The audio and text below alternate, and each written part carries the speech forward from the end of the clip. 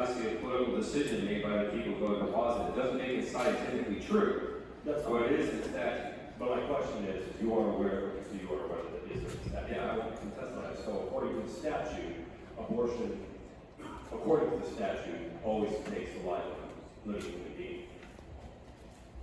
Well, I don't think because we put it in the statute, that makes that a scientific truth or a belief of everyone in the state. I'm just saying, but according to the statute, it takes the life of a living human being.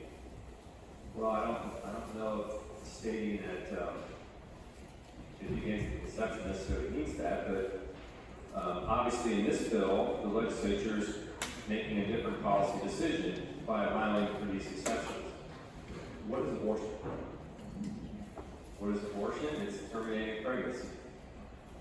Terminating pregnancy of, Well, woman's pregnant, abortion terminates the pregnancy.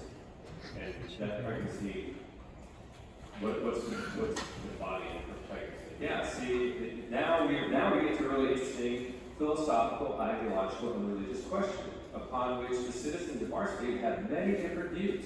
So some like you firmly believe, and I can tell based on a very sincerely held religious belief, that life begins at conception, and therefore there should never be abortion under any circumstance. In our community, we had testimony from faith leaders from other religions that said they have a different ideology or different religious tenets about when life begins. And they also had different tenets and beliefs about when or how you balance the life and health of the mother against the potential life that's within the pregnant person. Did you swear an oath when you became the state representative? I did. And did you swear to uphold that oath? Well, uphold the Constitution and faithfully execute the laws, yes. And that same Constitution talks about God, our Creator. Yeah, I think that's in there. Do you believe what the Constitution says? Well, yeah, but if you're getting to like the God and the Creator running the show, now you ask our 6.5 million, 7 million, whatever, to citizens of the state, who is their God? Who is their Creator? Again, you're going to get a variety of answers to that.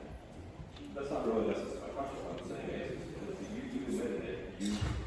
You would agree with, at least, that the United Constitution acknowledges God, our Creator, correct? Yeah. Okay. So when does creation exist? Well, again, this is So let's clarify. Okay, when does creation occur? that is a very deep philosophical, moral, and religious question, which, quite honestly, I'm not in a position to answer. You can line up theologians, philosophers, people from great learned institutions, and people off the street and ask them, and you will get a variety of different answers. And for some people, they'll feel that a lot of those answers don't work, that they're not it.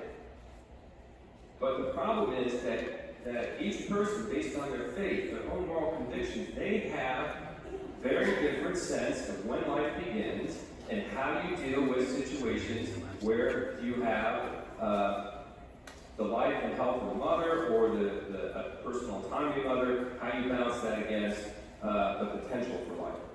So now, I know right there on these I'm probably offended because you're saying it's not a potential for life, it is life. And I respect your belief. And I know that it's based on very sincere religious beliefs. We have citizens with different religious beliefs. That's why I think we can't have the government imposing a one-size-fits-all determination on all the people in the state because they have very different, often conflicting religious, moral, and philosophical values.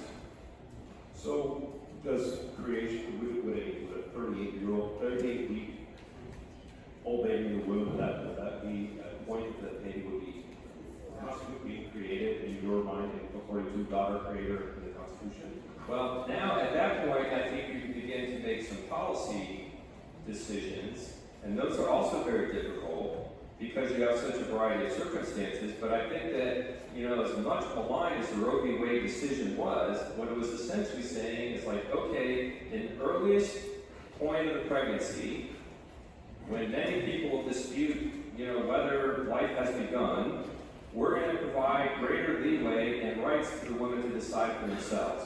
And as the pregnancy progresses and you get closer and closer to what being natural childbirth, the state can begin to restrict those decisions. Because now you have something that's viable outside the womb. And again, that's complicated to discuss exactly when that happens and how it should be applied, but you have a continuum there. And what the bill is attempting to do is, other than some exceptions, and even limiting those, it says essentially saying, we as the government are going to decide for all these women, this is the decision, perhaps made on our own religious beliefs, but not necessarily consistent with the beliefs of the majority of the citizens out there. So are you saying that viability is a factor that factors into the issue of whether it was created or not? Well, Roe v. Wade said viability. Yeah, Roe v. Wade said viability matters, but that's what's tracking now. I'm not asking for I'm asking representatives here what you believe does matter. I think it's a very difficult issue. And I think the further along you get in the pregnancy, the more difficult the questions become. And I'm willing to admit that.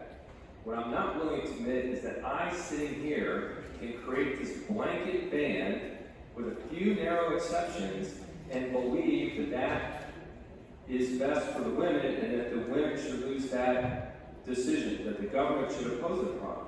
Okay, I'll fast forward. I'll try to wrap this out. The moment that a baby comes out of the birth canal, would you say that baby would fit the bill of being created? Yeah, well, it's born, and I think there's unanimous understanding that once the live fetus comes out of the womb, that life begins there. Certainly, I don't think there are many. You would absolutely affirm that. Yeah. Okay, so how about if the baby's halfway out of the bed? Very big, that's actually, why it's an interesting discussion. The amendment is around the rape and incest exception at 20 weeks. I lost a little focus. But what it is dealing with, it is dealing with the issue of abortion. And I think that I do not see how we can divorce the issue of abortion when we're talking about human life and about our creation. I'm not representing, I'm just suggesting you talk about the amendment is to take, if I understand the amendment correctly, from 10 weeks to 20 weeks on the time of the exception. I would, frankly, this conversation has been interesting. I just need the questions to be in relationship to that change in the amendment. Okay, permission to speak, sure. Wasn't trying to create an interesting conversation personally, so again, human life begins at conception. And because human life begins at conception, we are all created in the image of God. We all deserve protection. We all deserve the same protections. The preborn deserve the same protection that the born enjoy. You do not punish somebody else for somebody else's crime. If individual A commits murder, you don't punish person B.